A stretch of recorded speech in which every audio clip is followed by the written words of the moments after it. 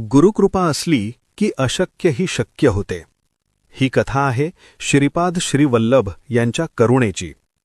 एकदा एक ब्राह्मण अत्यंत दुःखी अवस्थेत श्रीपाद श्री वल्लभ महाराजांकडे आला.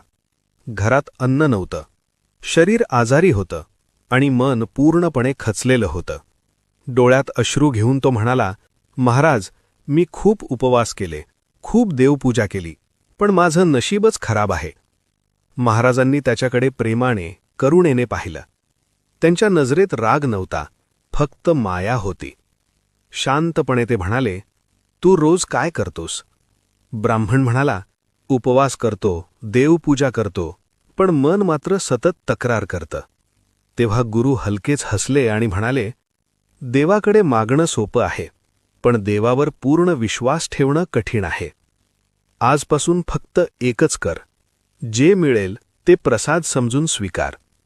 त्या क्षणी त्याने गुरूंचे शब्द हृदयात कोरून ठेवले. तक्रार थांबवली आणि नामस्मरण सुरू केलं. हळूहळू दिवस बदलू लागले. आजारी शरीर बरे होऊ लागले, घरात अन्न येऊ लागलं आणि सर्वात महत्त्वाचं म्हणजे मनात समाधान आणि शांती निर्माण झाली.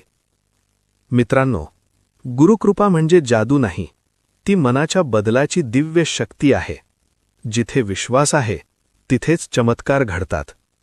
ज्यांना गुरुकृपेवर विश्वास आहे त्यांनी नक्की लाईक करा आणि कमेंटमध्ये गुरुदेव दत्त लिहा.